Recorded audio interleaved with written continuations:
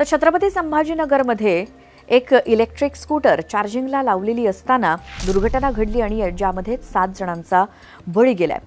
तर तुमच्यासोबत अशी कोणती घटना घडू नये यासाठी काय काळजी घ्याल त्यावरती एक नजर टाकूयात। पहिली गोष्ट म्हणजे योग्य चार्जर त्यासाठी वापरा। प्लग जुळत असल्यामुळे तुमच्या इलेक्ट्रिक स्कूटर सोबत कोणताही चार्जर तुम्ही जर वापरत असाल तर ते आजच बंद करा, कारण हे तुम्हाला खूप महागात पडू शकतं।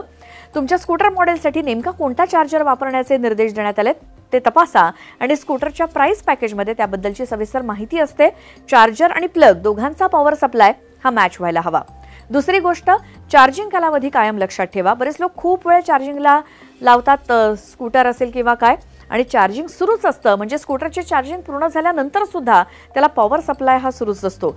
ही खूप गंभीर गोष्ट आहे आणि ही चूक महागात पडू शकते, त्यामुळे शॉर्ट सर्किटचा धोका वाढतो। आणि तिसरी गोष्ट म्हणजे तुमच्या बॅटरीची लाईफ चेक करा। जर बॅटरीची लाईफ संपली असेल, एक्सपायर झाली असेल किंवा व्हायला आली असेल तर ती त्वरित बदला, नाहीतर ती बॅटरी चार्जिंगला लावली तर दुर्घटना होण्याचा धोका असतोच।